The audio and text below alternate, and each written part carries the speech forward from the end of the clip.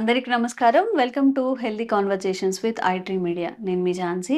ఈరోజు మనం ఆంజనేయ రాజు గారితో ఉన్నాము. ట్రెడిషనల్ హీలర్ ఇంకా హెర్బలిస్ట్. సో, ఇవాళ ఒక మంచి టాపిక్ గురించి తెలుసుకుందాము. హెయిర్ ఫాల్ విషయంలో మనకి చాలా అపోహలుంటాయి. చాలా ప్రొడక్ట్స్ యూజ్ చేస్తూ ఉంటారు. ఈ రిలేటెడ్ ఒక మంచి ఇన్ఫర్మేషన్‌ని మీకిచ్చే ప్రయత్నం చేస్తాము. నమస్తే సార్. నమస్తే అండి.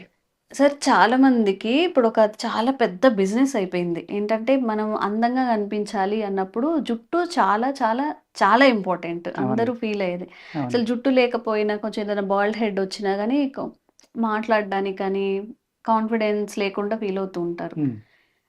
ఇప్పుడు 30-40 ఏళ్ల మధ్యలో వాళ్ళకి బాగా హెయిర్ ఫాల్ ఉంది అంటే, హ్మ్. నేచురల్‌గా హెయిర్ అనేది మళ్ళీ గ్రోత్ అవుతుందా? ఎన్ని ప్రొడక్ట్స్ వాడినా గాని, అంటే వాడినా కాదు వాడుతూనే ఉంటారు. అవునండి. ఇదొక 6 నెలలు ఇది పడలేదని అది పడలేదనేది. నిజంగా ఆ ఏజ్‌లో మళ్ళీ హెయిర్ నేచురల్‌గా గ్రో అయ్యే ఛాన్స్ ఉంటుందా? ఇవన్నీ వృధా ప్రయత్నాలేనా? ఈరోజు హ్మ్. మీ ద్వారా అంటే దానికి ఆన్సర్ తెలుసుకోవాలనుకుంటున్నా. తప్పనిసరిగానమ్మా. హ్మ్. మీరు అడిగిన ప్రశ్నలో నాకు నవ్వొచ్చేదేంటంటే, మానసికంగా ఇబ్బంది పడతారనే కంటే, హ్మ్.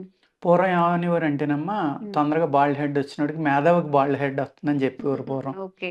అంటే నేను మేధావిని కాబట్టి నాకు జుట్టు ఊడిపోయిందని అనుకున్నారనుకోండి, హ్మ్. ఆ బాధ నుంచి బయటపడిపోతారు. ఓకే. అప్పుడు కాన్ఫిడెన్స్ పెరుగుతుందనమాట. హ్మ్. అప్పుడలా ఉండేది. కానీ ఇప్పుడలా గాదు గదా! అంటే ఇప్పుడు పాపం. చిన్నతనంలో ఊడిపోతున్నాయమ్మా. హ్మ్. ఎందుకు ఊడిపోతుందంటే టెన్షన్ పెంచేసుకుంటున్నామండి. హ్మ్. హ్మ్. మానసికమైన టెన్షను. అదే విధంగా దొరికిన ఫుడ్డల్లా తినేయటం వల్ల పొట్టలో వేడి పెరిగిపోయి, హ్మ్. గ్యాస్ ప్రాబ్లమ్స్ పెరిగిపోయి, హ్మ్. మనం తినే ఆహారంలో అనేక రకాల కెమికల్స్ ఉండటం వల్ల, హ్మ్. ఎప్పుడైతే మన స్టమక్‌లో గ్యాస్ ప్రాబ్లమ్ బాగా పెరిగిపోయి, వేడి పెరిగిపోయిందో, ఆ వేడి ఏం చేస్తుందంటే గ్యాస్ అంటే గాలే కదా! హ్మ్. అక్కడే మనం చెప్తున్నాం. ఆ హ్మ్. వేడి హ్మ్. గాలి, ఆ బ్యాక్టీరియాతో కూడుకున్న గాలి ఏం చేస్తుందంటే నిమ్మళంగా బ్రెయిన్‌కెళ్ళిపోయి అక్కడి నుంచి మనకి ఆ హీట్ అనే దానివల్ల స్కాల్ప్‌కి హీట్ పెరిగిపోతున్నాం. హ్మ్. వేడి ఎప్పుడైతే స్కాల్ప్‌లో పెరిగిపోయిందో హ్మ్. ఆటోమేటిక్‌గా హెయిర్ ఫాల్ స్టార్ట్ అవ్వడం అనేది జరుగుతుంది. హ్మ్. ఒక రీజన్ అదండి. హ్మ్. ఇంకో రీజన్స్ ఏంటంటే అనేక రకాల క్రిములుంటాయమ్మ మన స్కాల్ప్ మీద. హ్మ్. అవి ఏం చేస్తాయంటే మనం ఏదైతే మూలం ఉందో హ్మ్. అంటే మనం గట్టిగా ఒక వెంట్రుకని పీకామనుకోండి, హ్మ్. కుదురు అంటాం మనం. హ్మ్. హ్మ్. ఆ మూలం అంటాం రూట్. ఆ హ్మ్. రూట్ తెల్లగా కనబడుతుంది మీకు. హ్మ్. అక్కడ చిన్న మాంసం లాంటిది కూడా వస్తుంది మనం గట్టిగా లాగితే. హ్మ్. అక్కడికి కొన్ని క్రిములు చేరతాయి. హ్మ్. ఆ క్రిములు దాన్ని ఎక్కడైతే వేరుందో ఆ రూట్‌ని తినేస్తాయి. నాశనం చేసేస్తాయి. హ్మ్. ఫంగల్‌లో అవనివ్వండి, లేకపోతే బ్యాక్టీరియాలో అవనివ్వండి అనేక రకాల ప్రాబ్లమ్స్. ఓకే. దానివల్ల కూడా హెయిర్ ఫాల్ అనేది ఉంటుందండి. హ్మ్. ఎక్కువ హీటు అతిగా ఆలోచించి టెన్షన్ ఫీల్ అయ్యి హీట్ పెంచేసుకోవడం వల్ల ఫస్ట్ కాజ్ అమ్మ. హ్మ్. Second cause bacteria. హ్మ్. థర్డ్ ఏంటంటే మినరల్ అండి. హ్మ్. దీనికి అనేక రకాల మినరల్స్ కావాలి హ్మ్. హెయిర్‌కి. హ్మ్. హ్మ్. ఐరన్ అలాగా అనేక రకాలనమాట. ఐరన్ మెయిన్ అమ్మ. అనేక రకాల మినరల్స్ కావాలి. హ్మ్. ఈ మినరల్ డెఫిషియన్సీ వల్ల కూడా మనకి హెయిర్ ఫాల్ వస్తుందండి. హ్మ్. మినరల్ డెఫిషియన్సీ ఆల్మోస్ట్ అందరిలోనే ఉంటుందమ్మ. అవును. ఎందుకు అంటే హ్మ్. ఇక్కడ మళ్ళీ ఆహారం. హ్మ్. అన్నీ మీరు దేనికెళ్ళినా ఆహారమే చెప్తున్నారంటే అదే మూలం అమ్మ. ఆ! మనం సాయిల్‌ని పూర్తిగా పాడు చేసేసాం. హ్మ్. పాడు చేసేయటం వల్ల మనం తినే ఆహారంలో ఏమీ దొరకట్ల. హ్మ్. డెఫిషియన్సీ వల్ల కూడా ఈ హెయిర్ ఫాల్ అనేది జరుగుతుందండి. హ్మ్. ఇక్కడ మనం 3 రకాలైన ట్రీట్మెంట్ చేసుకుంటే అమ్మ, హ్మ్. ఈ హీట్‌ని బాడీలో తగ్గించుకొని చల్లదనం ఉండాలి. హ్మ్. ఉండాలి అంటే ఏం చేయాలి? త్రిఫలా కషాయంతోటి తల కడుక్కోవడం, హ్మ్. ఉసిరి కషాయంతోటి తలంటుకోవడం, హ్మ్. ఈ కెమికల్ షాంపూస్ ఇలాంటివి మాక్సిమం తగ్గించుకున్నామా, హ్మ్. నేచురల్‌గా ఏయైతే దొరుకుతున్నాయో హ్మ్. అలాంటియి. అలాగే ఆముదం లాంటిది, ఇటువంటి వారంలోనో, 10 రోజుల్లోనో, నెలలోనో ఒకసారి బాగా తల హ్మ్. తడిసిపోయేలాగా ఆముదం మసాజ్ చేసుకోవడం, హ్మ్. కొబ్బరి నూనె మసాజ్ చేసుకోవడం. హ్మ్. ఇలాంటియన్నీ పూర్వం చేసుకోవడం వల్ల ఆ హెడ్‌లో ఉన్న వేడి బయటికెళ్ళిపోవడం వల్ల ఆ! ఆటోమేటిక్‌గా హెయిర్ ఫాల్ బావుండేది కాదమ్మా. హ్మ్. హ్మ్. ఎక్కువుండేది కాదు. బాగా పెరిగేయి కూడా. హ్మ్. కొబ్బరి నూనెకి పెరుగుతుంది, హ్మ్. ఆముదానికి పెరుగుతుంది. ఇప్పుడసలు ఆ! అది ఆ! చెప్తే అందరూ నేచురల్‌గా ఆయిల్స్ ప్రొడ్యూస్ అవుతాయి. ఆ! నువ్వెందుకు ఇంకా ఎక్స్‌ట్రా పెడుతున్నావు? అవును. అందరిప్పుడు ఆయిల్ పెట్టొద్దని చెప్తున్నారు అంటున్నారు సరే. అవునండి. అందుకేనేనమ్మా. అదే మనం ఏంటంటే ప్రతీదీ కూడా హ్మ్. భూతద్దంతో చూసి లేనియన్నీ దానికి ఆపాదించడం వల్ల అనేక ప్రాబ్లమ్స్ మనం ఫేస్ చేస్తున్నాం. అట్‌లీస్ట్ వీక్లీ వన్స్ అయినా ఆయిల్ పెట్టాలి పెడితే హెడ్‌కి. హ్మ్. ఏమవుతుందంటేనమ్మా, ఆముదం అనేది యాంటీ బ్యాక్టీరియల్, హ్మ్. యాంటీ ఫంగల్ హ్మ్. ప్లస్ విరోచన ఔషధం కింద కూడా మనం వాడతాం కదమ్మా! హ్మ్. అప్పుడేం చేస్తుంది, ఈ మూలంలో బ్లాక్ అయిపోయినయి ఏమన్నా ఉంటే ఆటిలిని ఓపెన్ చేసి హ్మ్. అక్కడున్న టాక్సిన్స్‌ని బయటికి పంపేస్తుందది హ్మ్. హ్మ్. చెమట ద్వారా. హ్మ్. ఎన్ని రకాల ఉపయోగం అండి హ్మ్. ఆముదం వల్ల. హ్మ్. అప్పుడేమవుతుందంటే చల్లదనం. హ్మ్. పైచ్యం అనుకోండి ఆముదం చాలా. హ్మ్. దానికి అల్లం రసం కలుపుతాం. ఆ వాతం నుంచి కాపాడడం కోసం అల్లం రసం కలుపుతారు అందులో. హ్మ్. హ్మ్. అలాగే దీంట్లో ఏంటంటే అదే ఆముదంతోటి మీరు ఒక గుంటగలగర అంటాం మనం. హ్మ్. అది చాలా బాగా పనిచేస్తుందని అంటారు. హ్మ్. అలాగే మందార పూలు.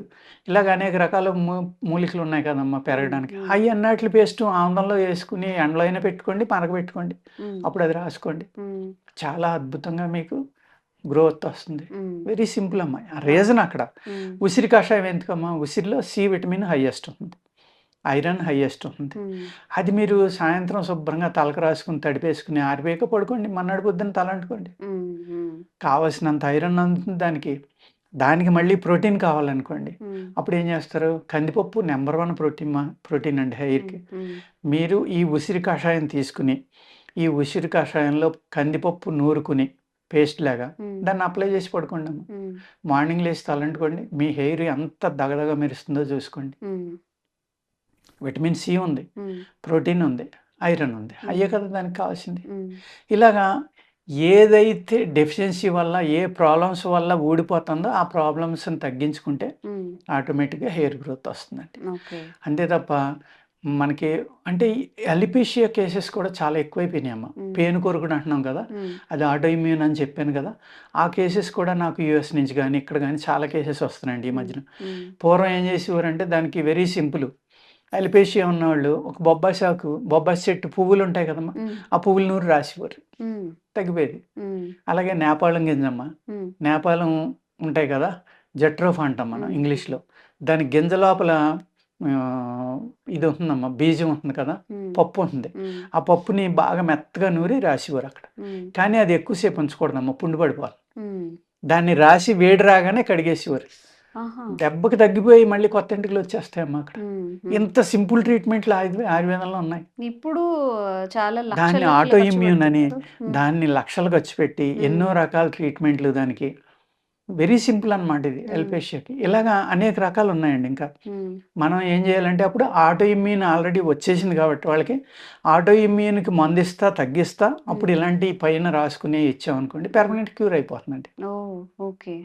ఈ విధంగా. ఇప్పుడు గూడా ఉందా సార్? ఆ వైద్యం ఉందా మీరు ఆ! చెప్పిన ఉంది హ్మ్. కదమ్మా! హ్మ్. ఉంది. ఉంది. హ్మ్. బ్రహ్మాండమైన మందులున్నాయండి. ఆ!